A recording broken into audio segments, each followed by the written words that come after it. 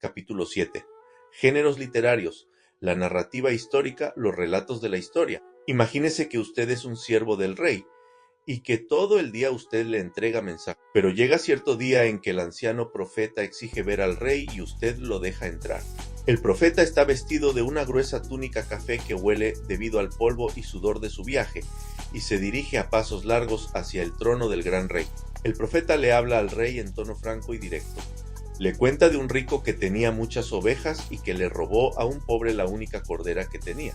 La mandíbula del rey se aprieta y sus ojos despiden llamas de fuego. Él mismo fue pastor en otro tiempo, y el relato del profeta lo afecta profundamente. Se pone de pie y habla, temblando de ira. Dice que este hombre es digno de muerte y exige que pague la cordera con 4 tantos. Otros siervos y amigos admiran al rey por su justicia y bondad. Pero al principio el anciano profeta no habla. Cuando lo hace, el rey se tambalea hacia atrás con la conmoción. «Tú eres aquel hombre», le dice el profeta Natán. El rey David palidece y calla.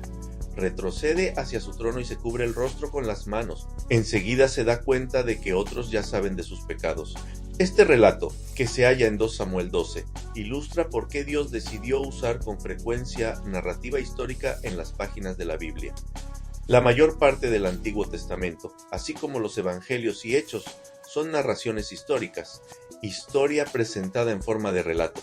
Estos relatos nos muestran que la redención de Dios es real. Ellos le ponen un rostro humano a la verdad. Mediante los personajes, escenarios y acontecimientos, el relato invita a los lectores a participar en la experiencia como si fueran parte de él. Este género literario, la narrativa histórica, no solo nos dice la verdad, sino que también nos muestra la verdad. Los centenares de relatos de la Biblia la hacen interesante cuando refieren las emociones humanas de las cuales podemos participar. Al mismo tiempo se presentan 2 grandes dificultades para interpretar este género literario. En primer lugar, el intérprete tiene que separar el registro de lo que sucedió de la verdad eterna que enseña el relato. En segundo lugar, como los relatos rara vez traen una moraleja, el intérprete debe proceder con calma y meditar en el relato para determinar lo que éste significó para los primeros lectores. Lección 7.1. Separe lo permanente de lo transitorio. La duquesa de Ferrara, hija de Luis Genis de Francia, se quejó una vez a Juan Calvino de que algunos de los hechos de David que se relatan en la Biblia le causaban disgusto. Pero si bien algunos de sus hechos fueron malos según la ética bíblica, el relato mismo no condenó el acto de inmediato. La duquesa y probablemente todos nosotros nos hemos preguntado respecto a algunos de los relatos de la Biblia. Junto a los grandes ejemplos de fe y justicia hallamos relatos de incesto, mentira, adulterio, crueldad, engaño, suicidio y asesinato. Muchas veces la Biblia registra estos hechos sin condenar explícitamente a los que pecaron, pero nosotros como lectores debemos entender que toda maldad es pecado. Dios espera que los lectores reconozcan que lo malo es malo, distinguiendo lo normativo de lo descriptivo. No todo lo que hace un héroe o heroína de la Biblia constituye un modelo para nosotros hoy. Casi siempre, la Biblia registra los hechos virtuosos sin elogiarlos. De igual modo, en ocasiones describe los pecados sin condenarlos explícitamente. A veces los hechos de un personaje tienen el propósito de constituir un modelo para todos los creyentes. A estos hechos los llamamos normativos, porque son buenos ejemplos para que todos los sigan.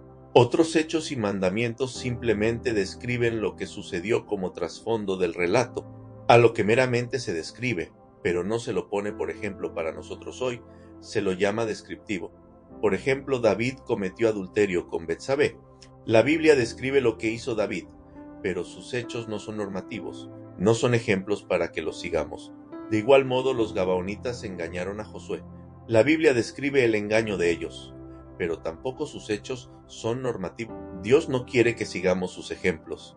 Raras veces los escritores bíblicos nos dicen qué hechos y qué mandamientos constituyen normas o modelos eternos para todos y qué es transitorio. Así que podemos hacer un esfuerzo para determinar la diferencia. En los primeros días de la colonización de América y de África del Sur, los cristianos europeos mataron a los nativos. Dijeron que obedecían el mandamiento que Dios le dio a Josué de matar a los cananeos. Estos creyentes de Europa afirmaban que el mandamiento de Dios de matar a los nativos y quitarles su tierra era normativo. Durante la Segunda Guerra Mundial, algunos ministros cristianos de la Alemania nazi dijeron que era la voluntad de Dios asesinar a los judíos, porque ellos mismos habían pedido que la sangre de Cristo fuera sobre sus hijos. Mateo 27:25. Esto era como los pogromos de la Rusia zarista que mataba o expulsaba a los judíos, los asesinos de Cristo. Hay quienes afirman hoy que es bíblico tener muchas esposas, porque los patriarcas tenían varias. Vea los siguientes ejemplos y determine si son normativos o descriptivos. El apoyo de otras escrituras. Lo normativo debe contar con el apoyo de otras escrituras. A veces tenemos que investigar para ver si un mandamiento o un hecho es normativo, o sea, si constituye una guía para todos los creyentes. Por ejemplo, ¿debe un creyente moderno probar a Dios con un vellón de lana, como lo hizo Gedeón? ¿Se le permite a un creyente casarse con un incrédulo, como lo hizo Esther? ¿Debe un recién convertido divorciarse de un compañero no creyente como Esdras mandó que hicieran los judíos? ¿Será castigado un líder cristiano como lo fue David si cuenta la gente que asiste a la iglesia? Más abajo hay preguntas importantes de interpretación bíblica para aclarar lo que enseña o no enseña. Un relato. 1. ¿Es este hecho condenado en otra enseñanza explícita de la Biblia? 2. ¿Se confirma y repite el hecho, promesa o mandamiento en otros pasajes de la Biblia? 3. ¿Es el hecho o mandamiento solo parte de una práctica cultural del personaje bíblico? Aplique las 3 preguntas a un pasaje cuando procure interpretarlo. Por ejemplo, no es prudente enseñar que es normativo saludarse unos a otros con un ósculo santo. Este saludo pasa la prueba de la pregunta 1, porque la Biblia no lo condena. También pasa la prueba de la pregunta 2, porque varios pasajes del Nuevo Testamento se refieren a él. Pero cuando aplicamos la pregunta 3, descubrimos que saludar con un beso era solo una práctica cultural. Aún hoy, en algunas partes del mundo se saluda con un beso en la mejilla, pero en otras partes se saluda con un apretón de manos o de otra manera. Saludar con un beso no es un acto normativo. La manera de saludar depende de la cultura. Así pues, no se olvide de aplicar las 3 preguntas cuando interprete un pasaje. Ahora, consideremos atentamente cada una de estas preguntas. Hecho condenado por otra enseñanza bíblica. Jamás será normativo el hecho o la conducta de un héroe de la Biblia si contradice la clara enseñanza de otra escritura. Puede que las historias bíblicas describan casos de mentira, adulterio, engaño y otros pecados. En estos casos, el escritor bíblico supone que sus lectores conocen las escrituras y los mandamientos de Dios. No cree que necesite repetir lo que es evidente por otras escrituras. Por ejemplo, Números 22 no nos revela cuál es el pecado que hay en el corazón de Balaam, pero Pedro dice que Balaam amó el premio de la maldad. De igual modo, Judas condena el error de Balaam, v 11. Hecho, promesa o mandamiento confirmado y repetido en las escritura, ha aprendido usted que una doctrina no debe basarse en un solo pasaje. De la misma manera, una práctica de la fe no puede basarse en un solo acontecimiento histórico. Para que todos los creyentes pongan en práctica algo, debe haber varios lugares en la Biblia que nos enseñen a hacerlo. Hay ciertos acontecimientos que no son ejemplos para que los sigamos. Son casos únicos en la historia. Considere los ejemplos siguientes. El mandamiento que dio Josué de destruir a los cananeos nunca se repitió en las Escrituras. Fue un mandamiento único en la historia. A Oseas se le mandó que se casara con una mujer fornicaria. En la Biblia nunca se repite este mandamiento a un creyente. Más bien, el matrimonio de Oseas fue un ejemplo de la relación de Dios con Israel, un pueblo que le fue infiel. David hizo un censo en su pueblo y sufrió la ira de Dios. En ninguna parte de la Biblia se prohíbe contar al pueblo de Dios. De hecho, en Números y en Esdras hay varios ejemplos en donde los líderes contaron al pueblo de Dios y fueron bendecidos. Quizás el pecado de David no consistió en contar al pueblo, sino en enorgullecerse y confiar en los muchos soldados de Israel. Los siguientes acontecimientos, por supuesto, son normativos y son modelos para los creyentes de hoy día. Elías oró por un niño enfermo y Dios lo sanó. Muchos pasajes del Antiguo y el Nuevo Testamento nos enseñan a orar por los enfermos para que sean sanados. Los israelitas alzaban sus manos a Dios en alabanza y oración. De igual modo, Pablo nos dice: quiero pues que los hombres oren en todo lugar, levantando manos santas, sin ira ni contienda. La cena del Señor es más que un acontecimiento de una vez en la vida de Cristo. Más bien, es una práctica normal que la iglesia primitiva celebraba 30 años después, hecho o mandamiento como práctica cultural de un personaje bíblico. A veces los hechos de un personaje bíblico reflejan una práctica cultural de su época. Aunque puede que una costumbre haya sido común en los tiempos de Israel, tal vez no tenga sentido en los tiempos modernos. La generación de Raquel creía que la mandrágora poseía cualidades que hacían concebir a una mujer. Esta creencia reflejaba su cultura, pero el uso de ella no es un ejemplo que los creyentes modernos deban seguir como tratamiento médico. Ruth le pidió a Buz que demostrara que se casaría con ella extendiendo el borde de su capa sobre ella. La manera como ella le propuso matrimonio y la manera como él respondió eran parte de una antigua costumbre judía. Estas prácticas no son modelos para las mujeres solteras de la actualidad. Ejercicio con el uso de las 3 preguntas. Usaremos estas 3 preguntas con respecto al vellón de Gedeón, cuando él buscaba una señal para conocer la voluntad de Dios. ¿Es el método de Gedeón un modelo para los creyentes de la actualidad? ¿O ya conocía él la voluntad de Dios, pero le faltaba valor para guiarse por ella? 2 de las 3 preguntas se aplican a Gedeón. Pregunta 1. En la Biblia hay otros versículos que nos disuaden de pedirle señales a Dios, que prefiere que confiemos en Él sin pedírselas. Vinieron los fariseos y los saduceos para tentarle, y le pidieron que les mostrase señal del cielo. Mas él respondiendo les dijo: Cuando anochece decís, buen tiempo, porque el cielo tiene arreboles, y por la mañana, hoy habrá tempestad, porque tiene arreboles el cielo nublado. Hipócritas, que sabéis distinguir el aspecto del cielo, mas las señales de los tiempos no podéis. La generación mala y adúltera demanda señal, pero señal no les será dada, sino la señal del profeta Jonás. Y dejándolos se fue. Jesús les dijo: Si no viereis señales y prodigios no creeréis. Vemos, pues, que Jesús nos anima a andar por fe, y no por vista ni señales. Tomás creyó después de ver la señal de los clavos, pero Jesús bendice a los que creen sin ver señales. Pregunta 2. Algunas veces se mencionan señales en el Antiguo Testamento. Dios les dio señales a Moisés y a Faraón. Isaías invitó a Acaz a pedir una señal. De igual modo, Ezequías le pidió a Isaías una señal de que Dios lo sanaría. Pero en el caso de Gedeón, Dios ya había enviado a un ángel a hablar con él. Sin embargo, Gedeón pidió señales. El acto de Gedeón parece haber sido una muestra de duda, más que de fe. Pregunta 3.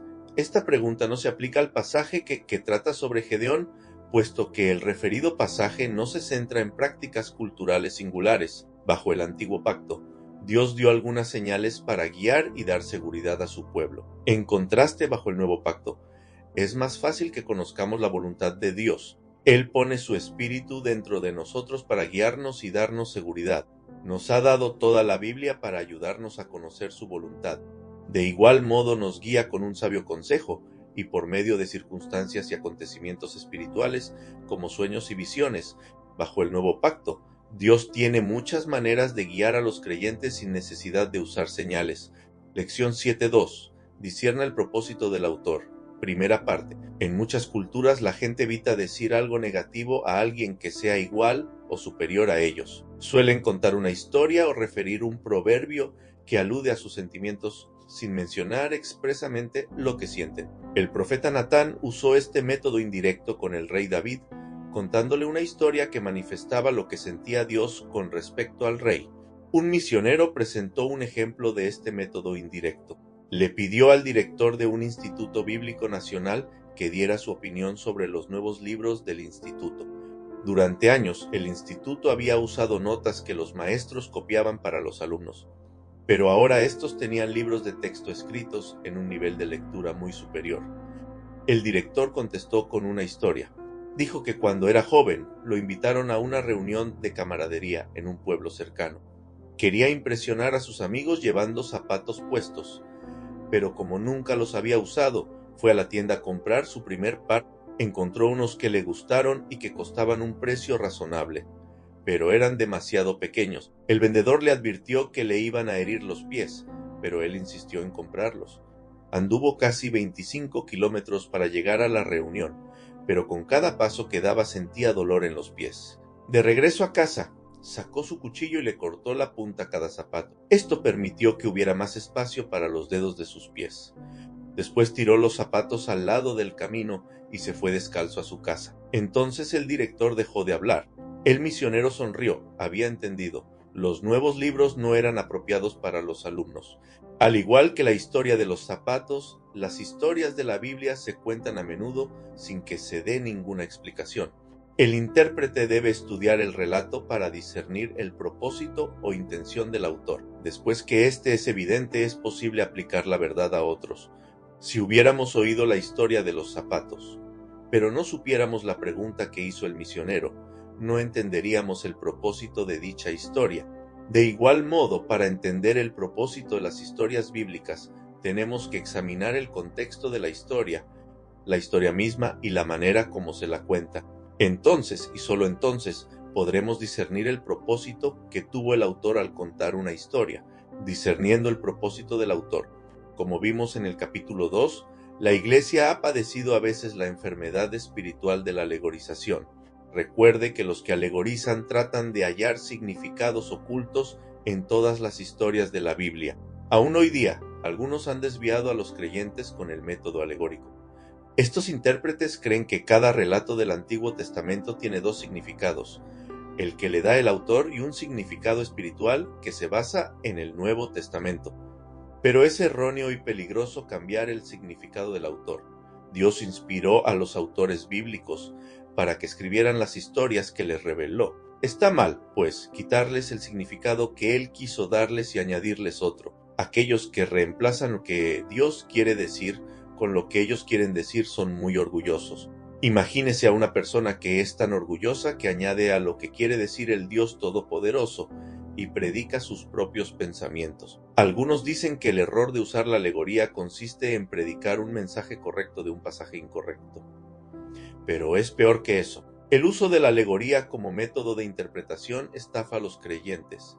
En efecto, les roba las grandes verdades que Dios se propuso enseñar por medio de los relatos bíblicos. La alegoría enseña también a los creyentes a interpretar con un método que se centra en el lector, sobre todo en las cosas que a éste se le ocurren en su imaginación. Como este método carece de pautas o control de interpretación, puede tener como resultado una falsa enseñanza, pero algunos líderes afirman que estas enseñanzas se basan en la Biblia.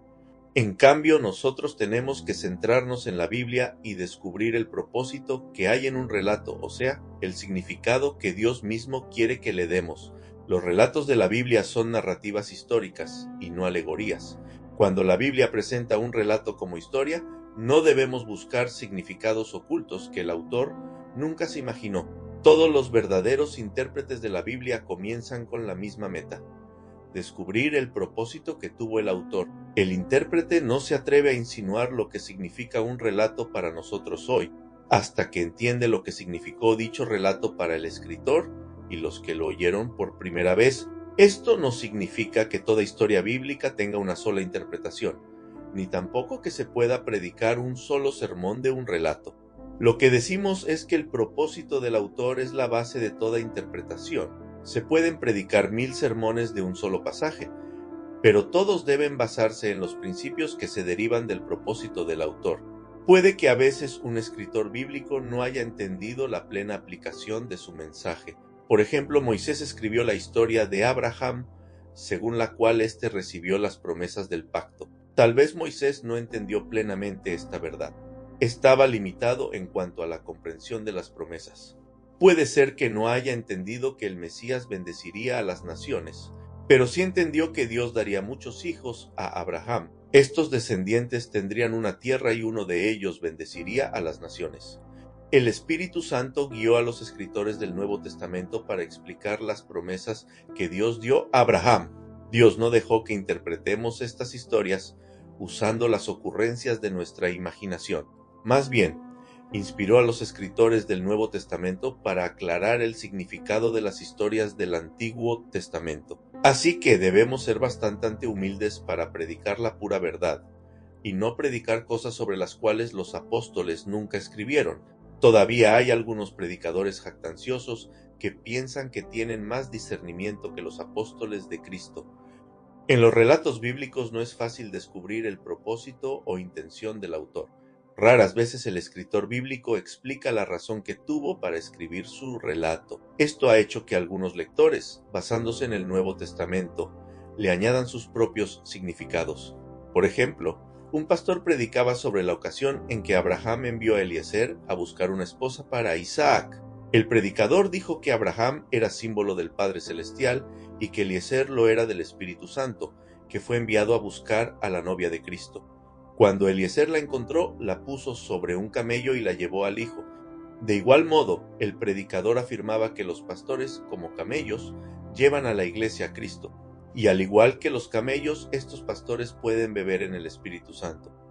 Después deben viajar durante días sin estudio ni oración, porque la obra del Señor es gravosa. Esta es una falsa predicación y una interpretación errónea. El referido predicador no predicaba la palabra de Dios, sino las ocurrencias de su imaginación. Los que usan la alegoría como método de interpretación no deben afirmar que hablan en nombre de Dios. La verdad principal es la pura verdad, y la pura verdad es la verdad principal. Quien se vale de la alegoría para interpretar el Antiguo Testamento carece de la autoridad de Dios para hacer tal cosa. Un pastor predicó sobre el arca que los filisteos enviaron de vuelta a Israel y dijo que esta era símbolo de los pastores, que al igual que las vacas, llevan a la iglesia de vuelta a Dios. Luego interrumpió su mensaje en el punto en que en el relato las vacas fueron muertas y sacrificadas por el pueblo de Dios. Este pastor no predicaba la pura verdad. Para hallar las verdades principales de este pasaje, debemos leer 1 Samuel 5, 6. Repase el relato. Habla del juicio de Dios que cayó sobre los filisteos. Su dios Dagón, que estaba cerca del arca, cayó de bruces y se quebró. Y Dios hirió a los filisteos de las cercanías con tumores mortales. Entonces los filisteos, y no los líderes espirituales de Israel, devolvieron el arca. Las vacas no representan nada. De este relato bien podríamos deducir algunos principios como los siguientes.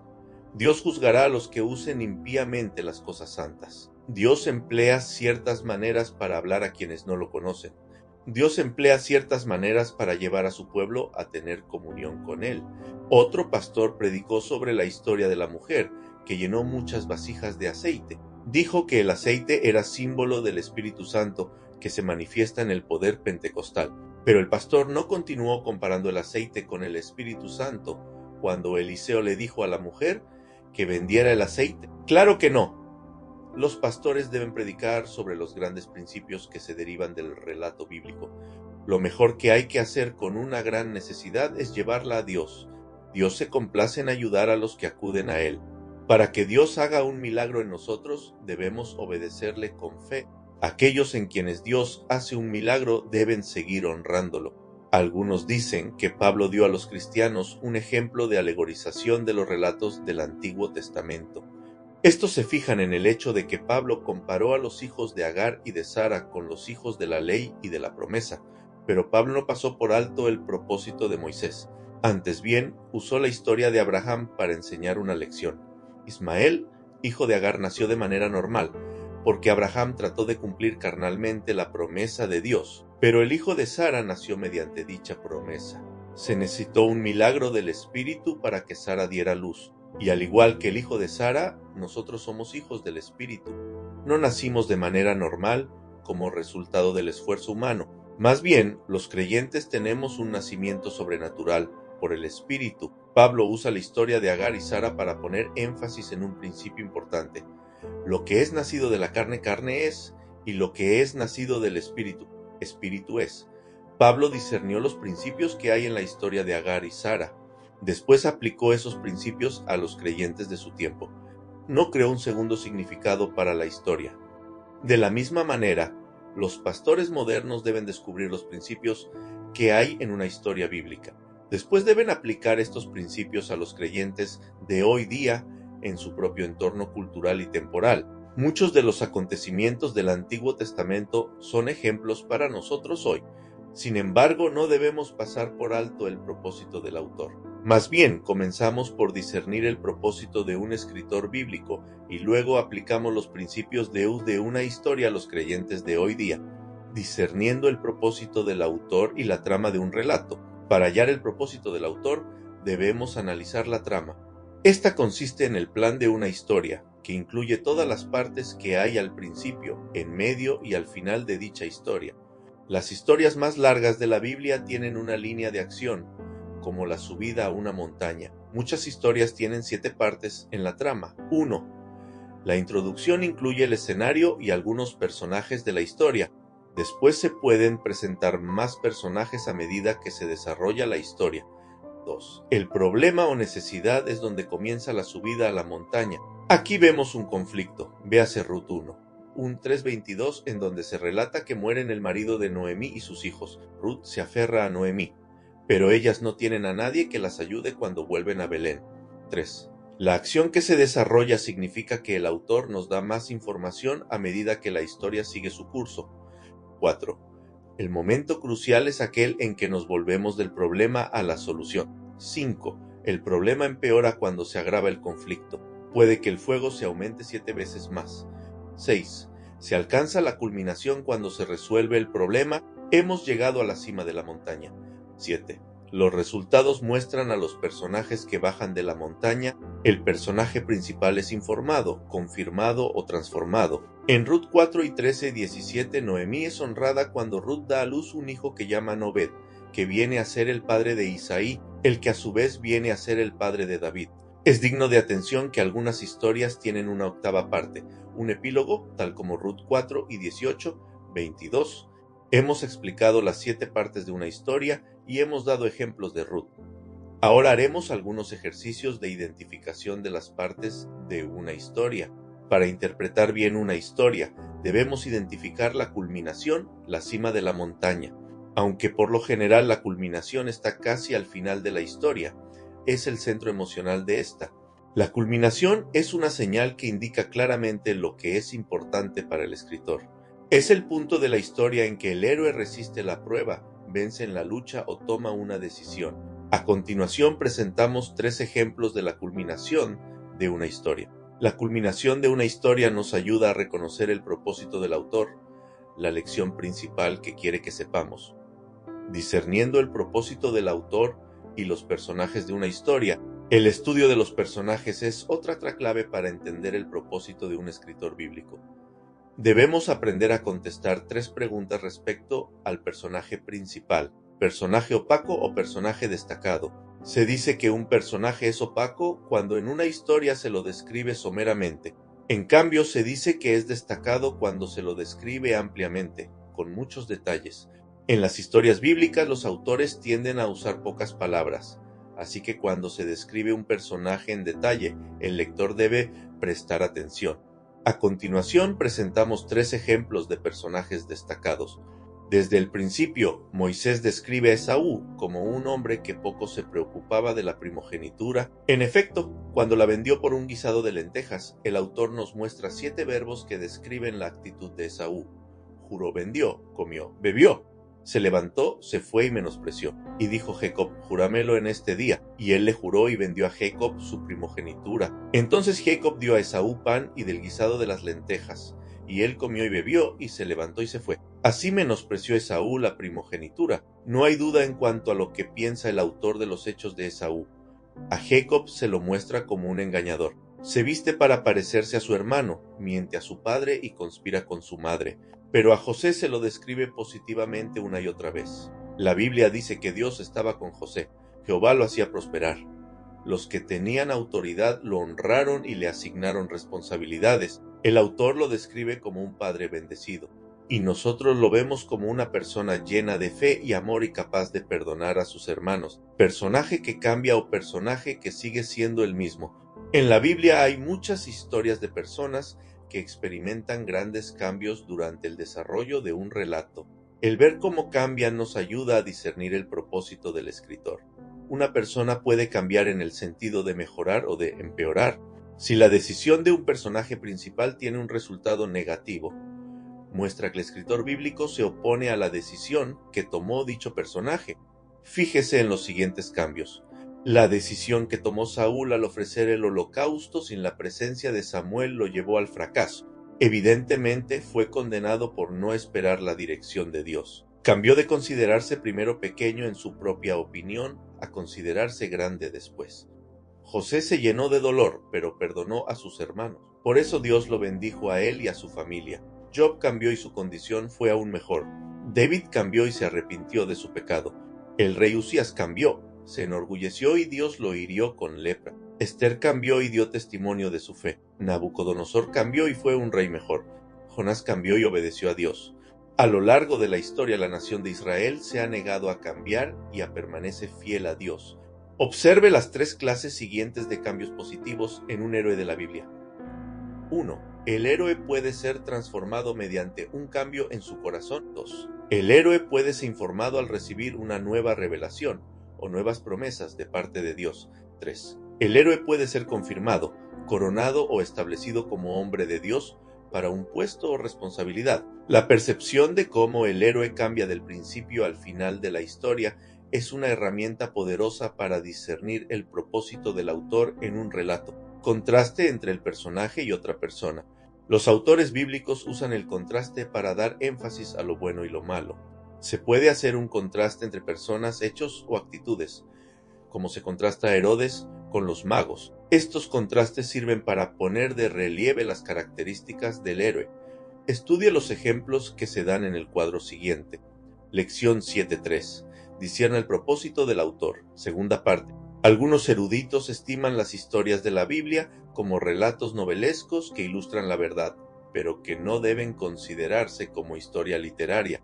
Esta perspectiva afecta seriamente la interpretación de la Biblia. Pero veamos las diferencias que hay entre 4 clases de historias: las fábulas, los mitos, las parábolas y las narrativas históricas. Concepto de los personajes y milagros en un relato histórico. Las fábulas son relatos que una persona crea o inventa para enseñar un principio o verdad moral. Esopo fue un antiguo maestro griego que, como conocía el poder de una historia, creó numerosas fábulas. La que trata sobre el sol y el viento ha perdurado por más de 2000 años. En esta historia, el sol y el viento discutían sobre cuál de los dos era el más fuerte. Cuando vieron a un hombre que avanzaba por un camino, el viento propuso que hicieran una prueba. El que pudiera quitarle la capa que llevaba puesta sería el más fuerte. El viento trató de hacerlo primero, soplando con toda su fuerza, pero solo consiguió que el hombre sujetara mejor su capa. Luego le tocó el turno al sol, el cual alumbró suavemente la tierra. Pronto el hombre, al sentir un poco de calor, se quitó la capa. Después de contar esta fábula, el maestro preguntó a sus oyentes cuál es el principio o moraleja de la historia, y estos, después de deliberar sobre la pregunta, entendieron que la moraleja era que para cambiar la conducta de una persona, la bondad es más poderosa que la fuerza. Los mitos o leyendas son relatos tradicionales o culturales de cosas que nunca sucedieron.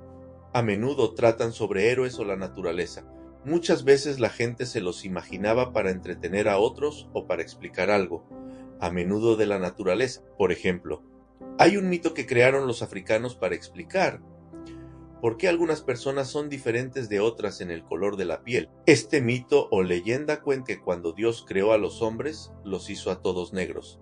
Después hizo un pequeño estanque de agua para que la gente se bañara y así se emblanqueciera. Para llevar el mensaje sobre el agua, Dios se valió de diferentes animales. A los europeos les envió una gacela, la cual corrió tan velozmente que estos llegaron primero y se lavaron por completo. Pero a los africanos les envió un camaleón, animal que anda más lento que una tortuga. Como los africanos llegaron en último lugar, solo quedaba agua suficiente para que se lavaran la palma de las manos y la planta de los pies. Las parábolas son historias terrenales que un maestro crea para enseñar una lección espiritual. Los oyentes reconocen que las parábolas tratan de cosas que tal vez no han sucedido, pero que podrían suceder. Las parábolas son un método de enseñanza. Por ejemplo, Jesús usó la parábola del sembrador para enseñar una lección espiritual. La máxima principal es que así como el destino de la semilla depende de la tierra, así también el efecto del evangelio depende de la clase de persona que lo oye. Las narrativas históricas son relatos verídicos que cuentan lo que sucedió en la historia. En estos días hay muchos que se llaman teólogos cristianos, pero también hay muchos conceptos sobre la inspiración. Los maestros liberales confunden o destruyen a los creyentes, porque dicen que la Biblia es inspirada, pero afirman que no tiene autoridad sobre nuestra vida. De igual modo, dicen que la Biblia no contiene muchos principios que sean verdaderos para cada generación. Los que creen en la inspiración sin autoridad tienden a considerar las historias bíblicas como mitos que ilustran la verdad. Afirman que en tiempos pasados la gente usaba fábulas, mitos y leyendas sobre milagros para enseñar verdades más profundas. Repase la lección 2 del capítulo 1. En ella estudiamos los requisitos que debe tener un intérprete. Los que no creen que la Biblia es inspirada no pueden interpretarla bien. Creemos que todas las escrituras son inspiradas por Dios de manera verbal y plenaria, la revelación de Dios para nosotros, infalibles e inerrantes, y la autoridad sobre nuestra fe y nuestra vida. Los maestros liberales incitan a los lectores modernos a pasar por alto lo que se llama milagro para fijarse en el principio o enseñanza que éste ilustra. Por ejemplo, los falsos maestros dicen que la alimentación de los 4000 no fue un hecho sobrenatural. Afirman que Jesús nunca multiplicó los panes y los peces. Más bien, dicen que como el muchacho era generoso, compartió los panes y peces que tenía, y que luego todos siguieron su ejemplo e hicieron lo mismo. Pero las Escrituras dicen que hacía 3 días que la gente estaba con Jesús y no tenían que comer.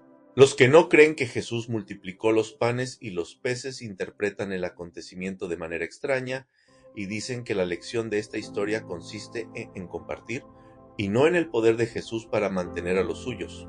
Estos maestros consideran a los personajes de la Biblia como simples leyendas. Por ejemplo, afirman que personas como Adán, Eva y Abraham nunca tuvieron existencia histórica. Tampoco creen en las profecías, pues dicen que los escritores bíblicos engañaron a la gente escribiendo profecías sobre cosas que ya habían sucedido para dar a la Biblia un sentido de autoridad. Un ejemplo de esta actitud se ve en la siguiente cita de Adele Berlin.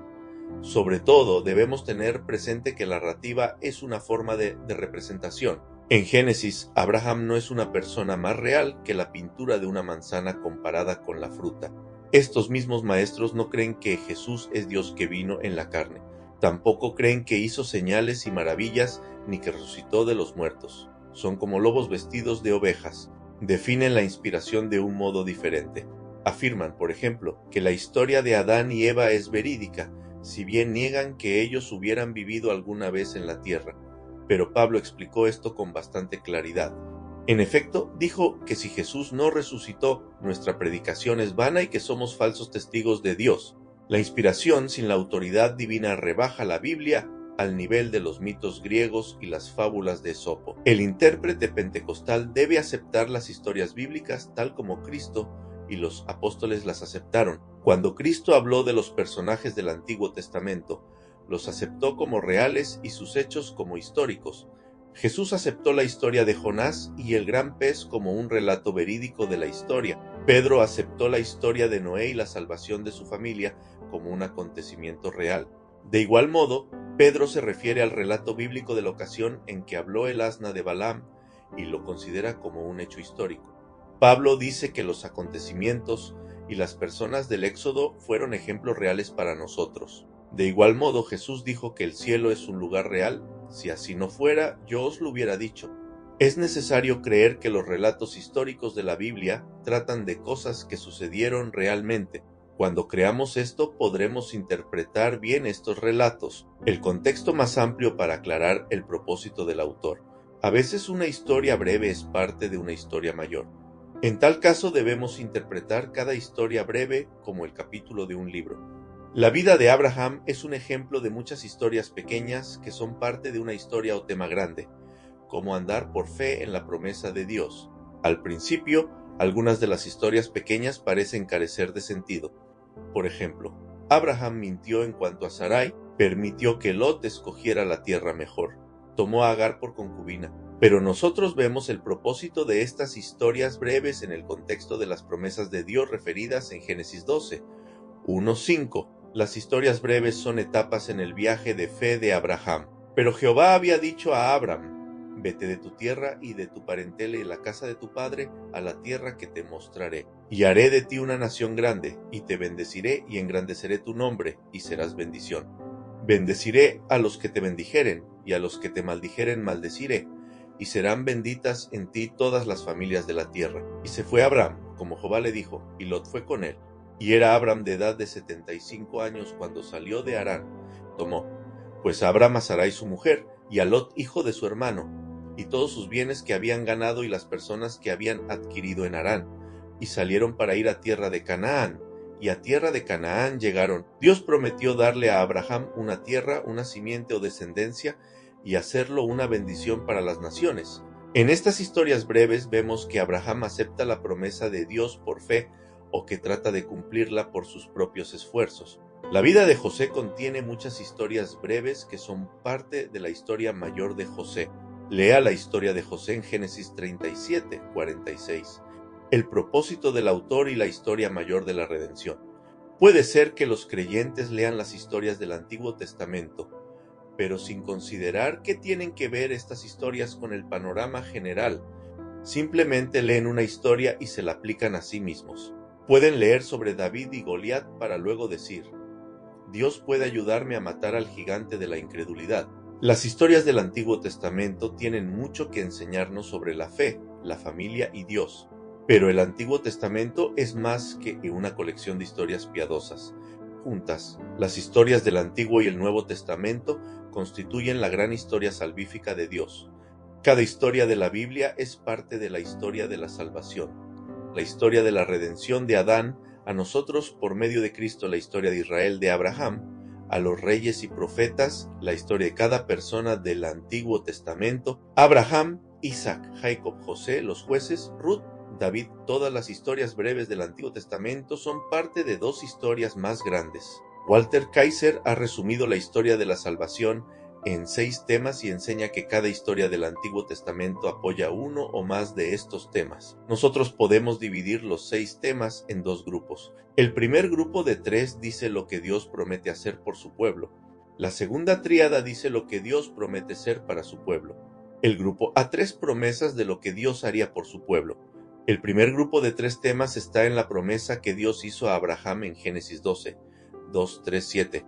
Dios prometió darle a Abraham una tierra y una descendencia y hacerlo una bendición para todas las naciones. Dios repite esta triple promesa durante la vida de Abraham. A veces Abraham acepta la promesa por fe, pero otras veces trata de cumplirla por sus propios esfuerzos.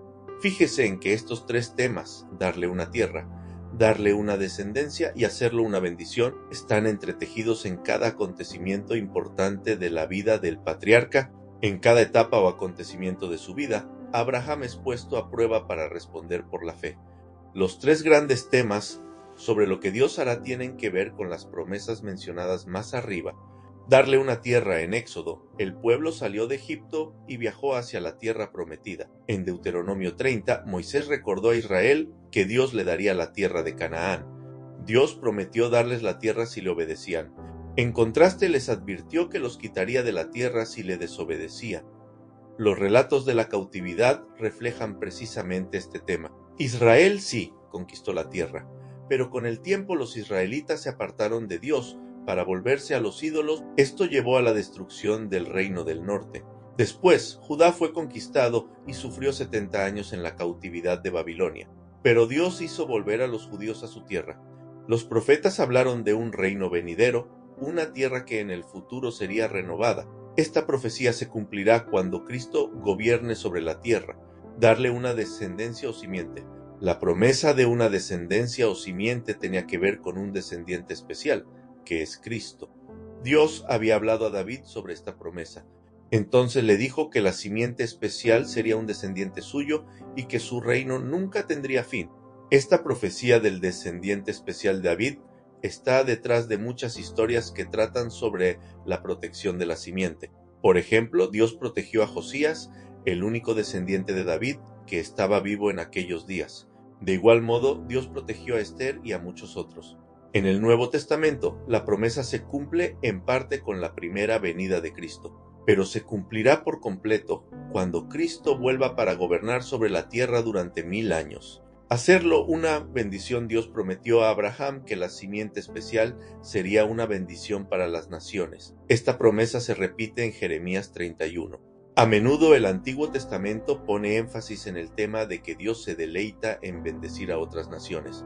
Véase, por ejemplo, las historias de Ruth, Naamán, Rahab, Jonás y así sucesivamente. Esta promesa se cumple hoy en la iglesia, que está constituida por creyentes de toda tribu y lengua. El grupo B, 3 promesas de lo que Dios sería para su pueblo. El segundo conjunto de promesas trata sobre lo que Dios sería para su pueblo. Esta tríada de promesas se confirma en parte en más de 50 pasajes de la Biblia. Veamos la primera referencia en esta promesa de 3 partes. Es digno de atención también que las promesas de lo que Dios será para su pueblo están puestas en cursivas en el texto que sigue. Y pondré mi morada en medio de vosotros, y mi alma no os abominará. Y andaré entre vosotros, y yo seré vuestro Dios, y vosotros seréis mi pueblo. Yo Jehová vuestro Dios, que os saqué de la tierra de Egipto, para que no fueseis sus siervos, y rompí las coyundas de vuestro yugo, y os he hecho andar con el rostro erguido. Yo seré vuestro Dios, andaré entre vosotros, y yo seré vuestro Dios, y vosotros seréis mi pueblo. Yo Jehová vuestro Dios, que os saqué de la tierra de Egipto, para que no fueseis sus siervos, y rompí las coyundas de vuestro yugo, y os he hecho andar con el rostro erguido. Esta promesa se cumplió en las historias que muestran que Dios libra a su pueblo, como en los libros de Josué, Jueces, Samuel, Reyes, Crónicas y Esther. Vosotros seréis mi pueblo. Vemos que esta promesa se cumplió en las historias que tratan sobre la protección especial de Dios. Entre algunos ejemplos tenemos las historias del cuidado de Dios en el desierto de Sinaí, en las profecías de Balaam y en los 5 avivamientos que se registran en 2 Crónicas. Yo moraré con vosotros. A menudo se ve esta promesa de la presencia de Dios con su pueblo. Entre algunos ejemplos tenemos el del fuego y la nube que fueron con Israel a Canaán, la presencia divina en el templo de Salomón y la protección de los judíos que estaban en Babilonia. Esta triple promesa se ha cumplido en parte, pero se cumplirá por completo en la culminación de la historia de la salvación, cuando Dios viva con su pueblo en la Nueva Jerusalén. Y oí una gran voz del cielo que decía: He aquí el tabernáculo de Dios con los hombres, y Él morará con ellos, y ellos serán su pueblo, y Dios mismo estará con ellos como su Dios. Enjugará Dios toda lágrima de los ojos de ellos, y ya no habrá muerte, ni habrá más llanto, ni clamor, ni dolor, porque las primeras cosas pasaron. ¿Ha visto alguna vez un comentario en que se trata de hallar a Cristo en cada historia y en cada capítulo de la Biblia? Este método es poco riguroso y lleva a la eisegesis, porque si bien el Antiguo Testamento está centrado en Cristo, no trata solo sobre Él. Use los 6 temas que le hemos proporcionado.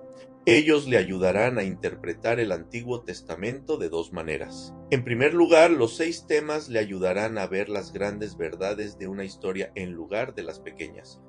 En segundo lugar, los 6 temas le ayudarán a ver cómo las historias breves son parte de la gran historia de la salvación de Dios.